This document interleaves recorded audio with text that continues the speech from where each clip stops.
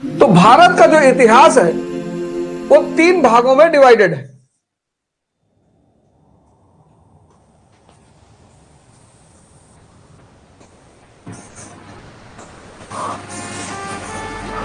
मैं तो बांग्लादेश और सब मिला लेता हूं,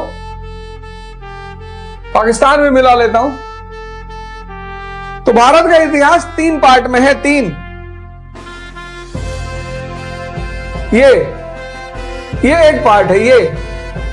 ये नॉर्थ इंडिया का इतिहास है। यहां आपको सम्राट अशोक मिलेंगे, यहां आपको समुद्रगुप्त मिलेंगे, उत्तर भारत। उसके बाद एक इतिहास है दक्कन का।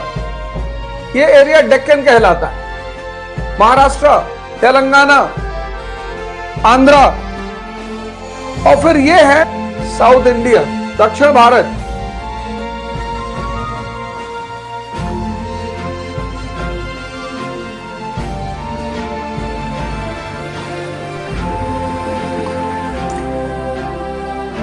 नॉर्थ इंडिया, डेक्कन, फिर साउथ इंडिया, कर्नाटका, केरला, तमिलनाडु। अब ये जो इलाका है ये मसालों का इलाका है, दक्षिण भारत। और मसाले की सबसे बड़ी डिमांड है यूरोप में, और मसाला बेचने के बदले हमें मिलता है सोना। हम बहुत पुराने मसाला व्यापारी हैं, हर जगह मसाला डालते हैं, चाहे वो खाना हो, चाहे किताब हो, चाहे साहित्य हो। मसाले के बिना हमारा चलता ही नहीं। इसीलिए भारत के लोगों की एक प्रवृत्ति है कि छोटी सी बात को बड़ा करके सुनाने की। मसाला हमारे जीवन का केंद्र है। कहते नहीं लोग, और गुरु कोई नई मसाला है, और आज मसाला खा रहे हैं।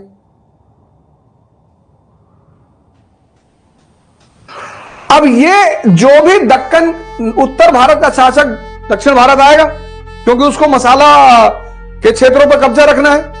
मसाले की डिमांड है यूरोप में, तो किस रास्ते से आएगा? वो दक्कन के रास्ते से आएगा। और ये टेरेन बहुत टफ है, यहां के लोग गुरिल्ला युद्ध लड़ते हैं। तो अब आप देखो कि सम्राट अशोक, समुद्रगुप्त, अलाउद्दीन खिलजी,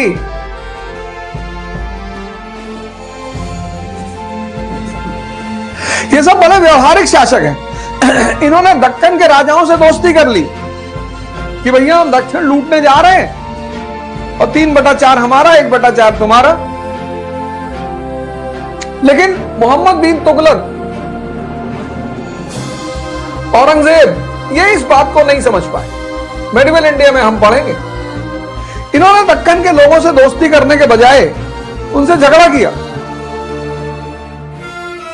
और यह उनकी बर्बादी का एक अहम वजह बना। लड़ाई सबको जीवन में लड़नी है। देखो 5 बजे उठ रहे हो, लड़ाई ही तो कर रहे हो। मानव का जीवन बिना युद्ध के संभव ही नहीं है। War is the part of human life, या मैं कहूं वॉर इज ह्यूमन लाइफ। सबके जीवन एक युद्ध है, लड़ना है। इन किसके लिए लड़ना है और किससे लड़ना है, यह बहुत जरूरी है। आप रिक्शे वाले से लड़ रहे हैं, ऑटो वाले से लड़ रहे हैं, आप खत्म हैं। आप कुछ नहीं कर पाएंगे जीवन में। हमारे दिल्ली के सीएम अरविंद केजरीवाल जी, वो हमेशा जो सत्ता में रहता है उसी से लड़ते हैं। कभी कांग्रेस से लड़ रहे थे, आज बीजेपी से लड़ रहे हैं। तुम लड़ते किससे हो, यह बहुत इंपॉर्टेंट है। और लड़ाई के बिना कोई जीवन ही नहीं। और जिसको संघर्ष से, युद्ध से बचना है, तभी तो रश्मिरथ कहती है कि वर्षों से वन में घूम घूम, बाधा विघ्नों को चूम चूम, सधूप गांव पानी पत्थर, पांडव आए कुछ और निखर। और जो तुम स्ट्रगल से भागते हो ना, उससे भागना नहीं है।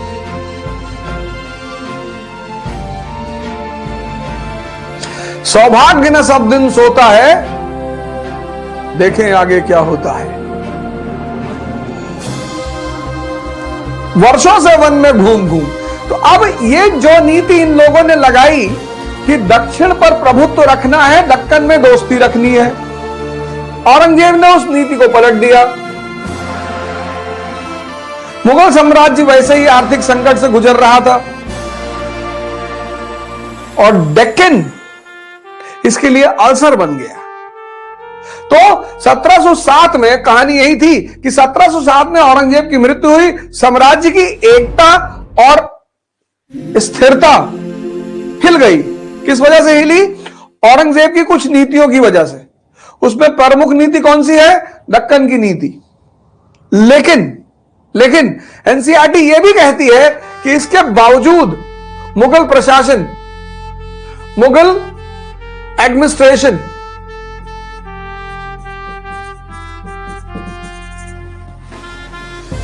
लेकिन इसके बावजूद मुगल प्रशासन, मुगल एडमिनिस्ट्रेशन और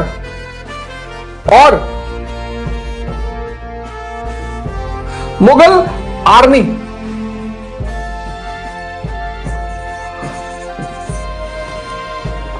मुगल प्रशासन और मुगल आर्मी अभी मजबूत थे। ऐसा ही नहीं, साम्राज्य की जड़ें हिली, यह एक घटना है, लेकिन आर्मी और शासन मजबूत थे और मुगल वंश की इस देश में अभी भी इज्जत थी। तो 1707 में बस 4 बातें याद रखनी है। 1707 में क्या हुआ? मुगल साम्राज्य की जड़ें हिली। अब तुम्हें पता है क्यों हिली।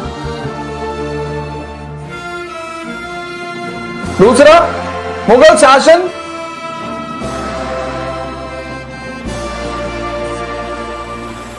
मजबूत, मुगल सेना मजबूत,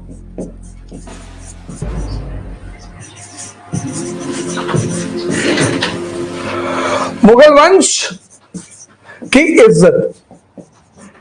यह है बैकग्राउंड। मुगल वंश की इज्जत बरकरार। यह स्थिति थी भारत की 1707 में। जड़ें तो हिली, यह बात, अब इस बात को ध्यान में रखना है कि जड़ें तो हिली लेकिन शासन मजबूत, सेना मजबूत और मुगल वंश की इज्जत बरकरार। अब इस पृष्ठभूमि में, इस बैकग्राउंड में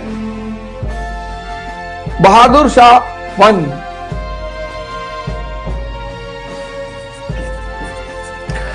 बहादुर शाह वन औरंगजेब का उत्तराधिकारी बना। बहादुर शाह वन औरंगजेब का उत्तराधिकारी बना। अब किसी भी राजा को पढ़ना है तो एक फॉर्मूला याद रखना है, P = P।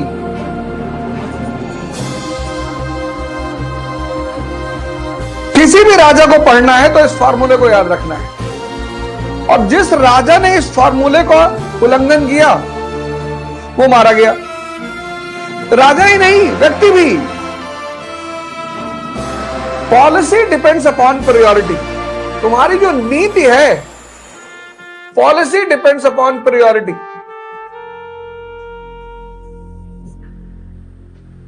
अब तुम्हारी जो नीति है वो प्राथमिकता के हिसाब से होनी चाहिए। अशोक, विभिन्नतावादी भारत पर उसका शासन है, कटक से अटक, गुजरात से नॉर्थ ईस्ट, तो उसकी नीति क्या है? धम्म। इसलिए तो महान है वो। जो व्यक्ति अपनी प्राथमिकता को ध्यान में रखकर नीति बनाएगा। अब तुम विद्यार्थी हो और वो भी प्रतिस्पर्धी, कॉम्पिटिटर, योद्धा। विद्यार्थी तब भी ठीक, योद्धा, प्रतिस्पर्धी, कॉम्पिटिटर और आईएएस की तैयारी करने वाला। अब तुमको हिंदू पढ़ना है, 2 घंटा मिनिमम। तुमको 6 घंटे की अपनी शेड्यूल की पढ़ाई करनी है, 8 घंटा, यानी पर डे ये 8 घंटा तुम्हें देना ही देना है। और बाकी 4-5 घंटा डिस्कशन करना, सोचना, वॉक करना, एक्सरसाइज करना, ध्यान करना। यानी तुम्हारा जीवन में जीने का भी समय नहीं है। और एक ही साल की बात होती है, मैक्सिमम 2, तो 2 साल इन्वेस्ट करके अगर जिंदगी का 80 साल अच्छा हो जाए तो यार LIC से भी अच्छी पॉलिसी है।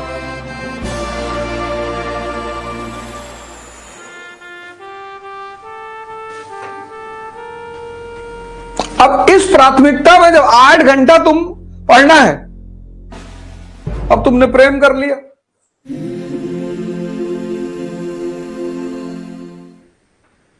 तो तुम्हारी प्राथमिकता ये थी नहीं। प्रेम गलत नहीं है, वो तुम्हारी प्राथमिकता नहीं थी। तुमने प्राथमिकता के विरोध में काम कर दिया, इसलिए तुम परेशान होने जा रहे हो। तुम प्रेम को दोष मत देना कि हमको लड़की बर्बाद कर दी, करती ही नहीं। जो एप्लीकेशन डालता है कि हमको बर्बाद कर दो, हमको बर्बाद कर दो, तो किसी किसी की इच्छा पूर्ति करती है। इसको बोलते हैं P=P। पॉलिसी किस पे डिपेंड करनी चाहिए? प्राथमिकता की। तुम्हें अपने जीवन की प्राथमिकताएं सेट करनी है, प्रायोरिटीज। अब बहादुर शाह के सामने चैलेंज क्या है? पहला चैलेंज,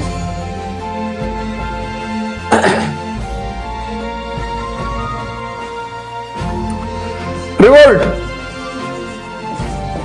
इन डिफरेंट एरियाज, विभिन्न क्षेत्रों में विद्रोह, बगावत, असंतुष्टता। पंजाब में सिख असंतुष्ट हैं, दक्कन में मराठा असंतुष्ट हैं, उत्तर भारत में जाट असंतुष्ट हैं, दक्कन में बुंदेला असंतुष्ट हैं। और दूसरी जो उसके सामने सबसे बड़ा संकट है वो है फाइनेंशियल क्राइसिस, वित्तीय संकट। अब उसके सामने 2 बहुत बड़ी चुनौतियां हैं। पहला, बगावत, विद्रोह विभिन्न क्षेत्रों में, सिख, मराठा, जाट, बुंदेला, राजपूत। तो पहले तो इसको ओवरकम करना है और दूसरा इसको करना है। अब उसकी जो नीति होगी वो इन दोनों को ध्यान में रख के बनेगी। तो विद्रोह, अब क्या NCERT ने समझाया है, आपने ध्यान नहीं दिया होगा। समझौते और मेल मिलाप की नीति का सहारा लिया बहादुर शाह 1। समझौता और मेल मिलाप की नीति।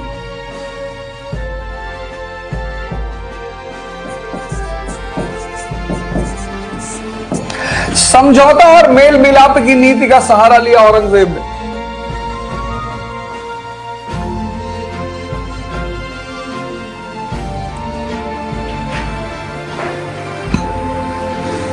पीस एंड कंसिलिएशन, यह था बहादुर शाह की नीति।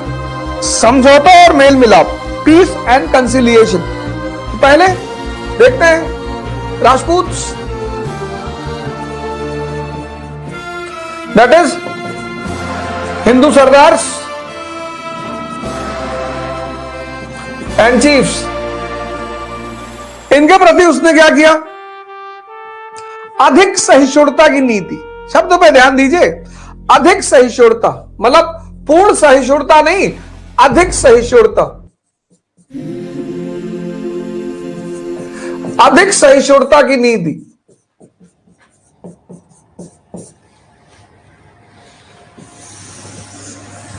सिर्फ सहिष्णुता नहीं, अधिक, मोर टॉलरेंट पॉलिसी।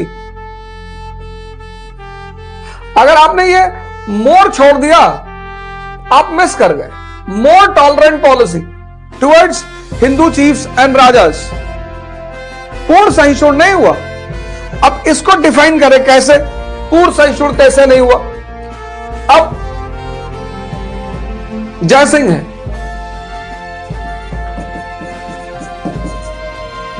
आमेर के, और अजीत सिंह है मारवाड़ के, जोधपुर। तो पहले कदम में उसने क्या किया, जय सिंह को रिप्लेस करने की कोशिश की। जय सिंह को रिप्लेस करने की कोशिश की उनके भाई विजय सिंह के द्वारा, और अजीत सिंह पर दबाव बनाया।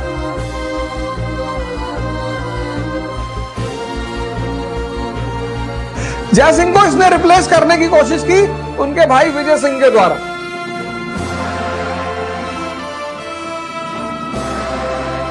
और अजीत सिंह पर दबाव बनाया। प्लस आमेर और जोधपुर में फौजी डेरा, मिलिट्री गैरिसन,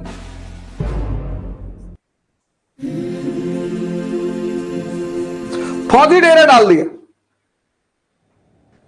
यानी शुरुआत में वो इनके प्रति सहिष्णु नहीं रहा।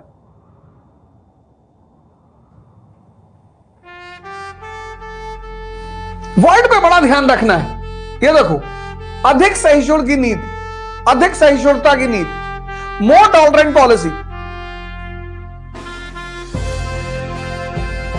तो जब कॉन्सेप्ट देंगे तो एविडेंस भी देंगे। तो ये था एविडेंस कि जय सिंह आमेर और अजीत सिंह मारवाड़, जय सिंह को रिप्लेस करने की कोशिश की विजय सिंह से, और अजीत सिंह पर दबाव बनाया, और मारवाड़ और आमेर को में फौजी डेरा डाल दिया। लेकिन इसको प्रतिरोध का सामना करना पड़ा, विरोध का सामना करना पड़ा, रेजिस्टेंस का सामना करना पड़ा। और राजपूत कौन है? मुगल साम्राज्य की रीढ़, स्पाइन। और परेशान तो ये है ही, साम्राज्य वित्तीय संकट से गुजर रहा है, चारों तरफ का विद्रोह देखना है इसने। तो फिर इसने, जब इसे विरोध का सामना करना पड़ा, तो इसने अपनी नीति बहुत बदली। इसने दोनों राजाओं को उनका राज्य दे दिया, दोनों को उनका राज्य दे दिया।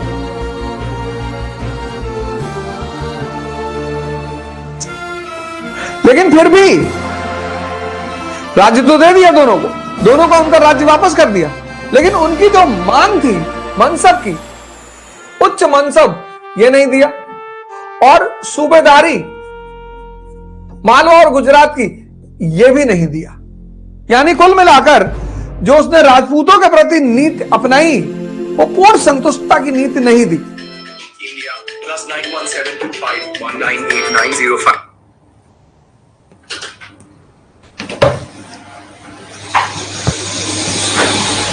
राजपूत जो स्पाइन थे मुगल साम्राज्य के, उसको पूर्ण रूपेण वो संतुष्ट नहीं कर पाया। दूसरा टारगेट उसने बनाया मराठों को, मराठे उसका दूसरा टारगेट बने। और यहां उसने कौन सी पॉलिसी लगाई? Half hearted conciliation. शब्द देखो, हाफ हार्टेड कंसिलिएशन।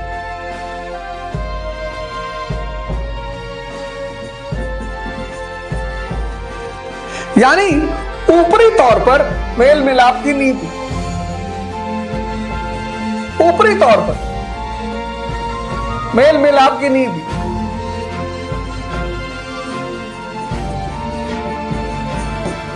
ऊपरी तौर पर मेल मिलाप की नीति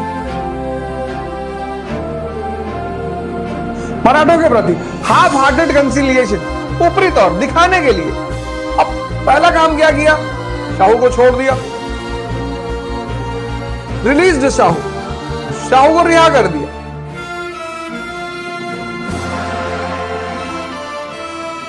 लेकिन मराठों को दक्कन की सरदेशमुखी दे दी, सरदेशमुखी दे दी। अब अगर सरदेशमुखी नहीं पता तो इसको इनबॉक्स करके यहां क्वेश्चन मार्क बना लो। किताबों को अंडरलाइन मत करो, अंडरलाइन करने से तुम्हें एहसास होता है कि तुमने पढ़ लिया है। इस शब्द का, इस चिन्ह का इस्तेमाल करो। ये चाबी की तरह है, इसका काम है दिमाग को में डालकर इसको खोलना। तो शाहू को तो रिलीज कर दिया,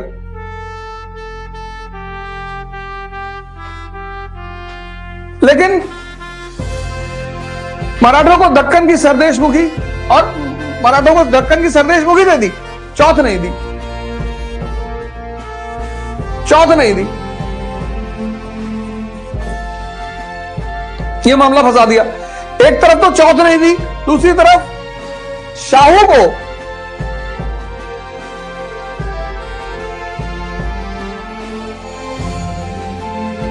लीगल एक्सेप्टेंस मराठाओं का राजा नहीं माना।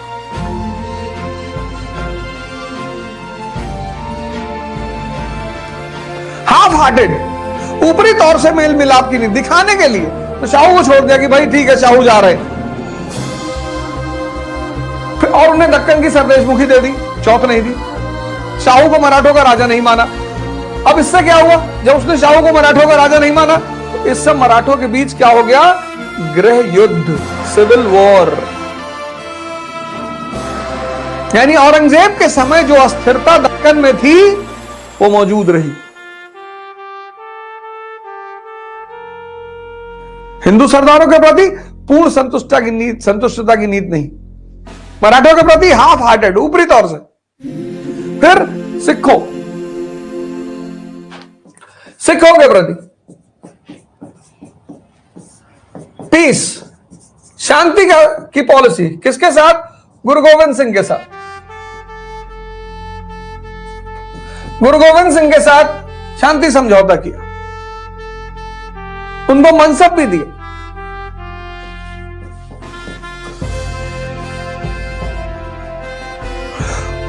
गुरु गोविंद सिंह को मनसब भी दिया, शांति समझौता भी किया। लेकिन गुरु गोविंद सिंह की मृत्यु के बाद बंदा बहादुर से फिर टकराव।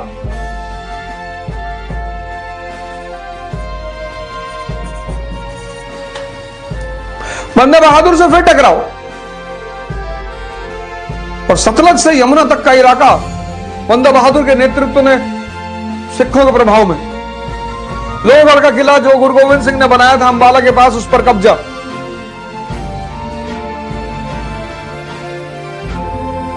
हालांकि बहादुर शाह उस किले को छीनने में सफल रहा, लेकिन इसकी मृत्यु के बाद सिखों ने उसे दोबारा छीन लिया।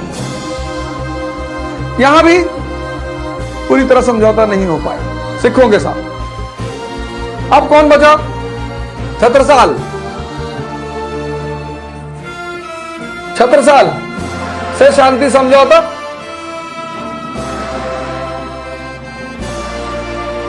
बुंदेला शासक और चूड़ामन जाट राजा, इनसे भी शांति समझौता, और चूड़ामन की सहायता ली सिखों के खिलाफ।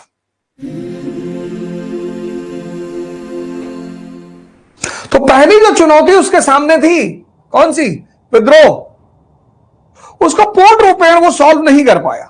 अब इसको तुम ऐसा करो, ऐसे ग्राफ बना लो, यहां लिख लो Rajput, Maratha,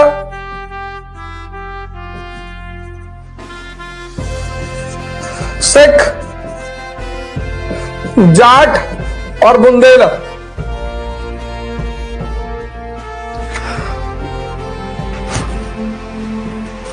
Rajput, more tolerant policy,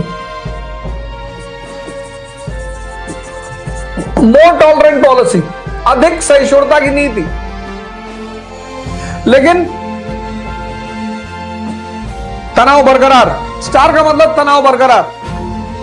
Maratha, half hearted conciliation, half hearted conciliation, ऊपरी तौर पर मेल मिलाप की नीति, तनाव बरकरार। सिख, शांति समझौता, पर बंदा बहादुर से तनाव बरकरार। जाट और बुंदेलों से शांति समझौता। ये याद रखना है, ये तुमने पहला पेज एनसीईआरटी का बहुत बार पढ़ा होगा, हमसे पहले भी पढ़ा होगा, पर शायद इस तरह से नहीं पढ़ा होगा।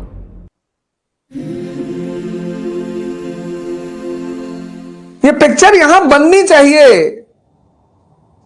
वर्षों से वन में घूम घूम, बाधा विघ्नों को चूम चूम, सधूप घाम पानी पत्थर, पांडव आए कुछ और निखर। सौभाग्य न सब दिन से होता है, देखें आगे क्या होता है।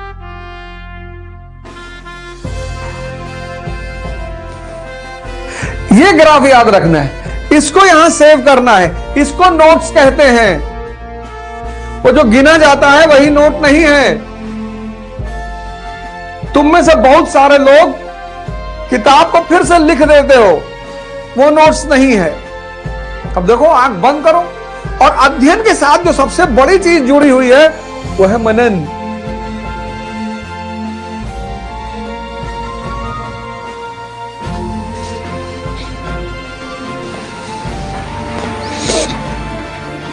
नहीं तो उल्टा सीधा जवाब दे दोगे किसी को, फिर भागे भागे घूमोगे।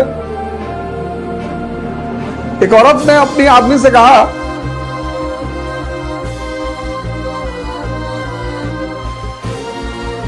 तो कैसे तुम्हारा दिमाग कंसंट्रेट हो गया कहानी को सुनने के लिए? कैसे अलर्ट हो गए तुम? यहां मास्टर कुछ नया बात बताने जा रहे हो। अरे इसको सेव करो।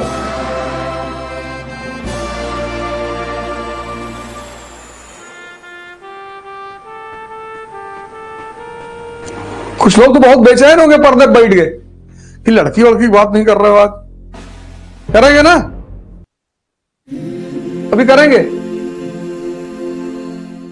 अब तुम्हें यहीं पर रुकना है, एक इमेज बनानी है। 1707 औरंगजेब की डेथ, विद्रोह, वित्तीय संकट, विद्रोह से निपटने के लिए ये सारी नीतियां।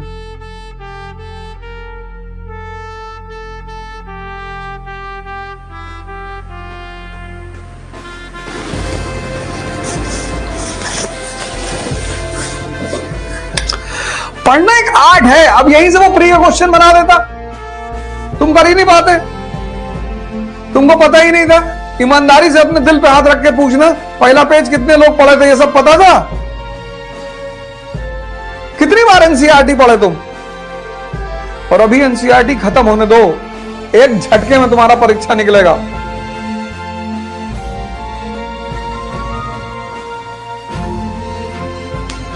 डॉक्टर कहता है कि रोग मत ठीक होने दो।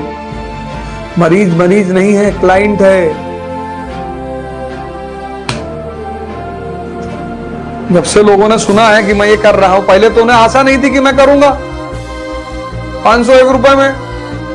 जब उन्होंने देखा कि अरे ये तो डिक्लेयर कर दिया, अब एक्टिव हो गए। धोखा दिया बच्चों को।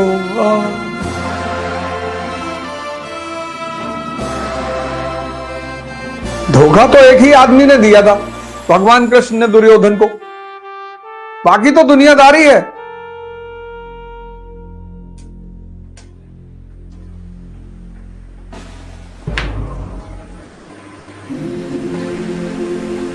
ध्यान करो मेरे साथ, योग करो, पढ़ो, सोचने की क्षमता का विकास करो। मैंने कहा ना, इस मंच से मैं बहुत नई नई चीजें करूंगा। सारी एनसीईआरटीयां पढ़ी जाएंगी। अब जिसने नहीं पढ़ा उसको ये डायग्राम बना के मैं अपलोड करवा दूंगा, अगर मेरा मन कहा तो। नहीं कहा तो वो भी नहीं कराऊंगा, कोई रिकॉर्डेड लेक्चर नहीं।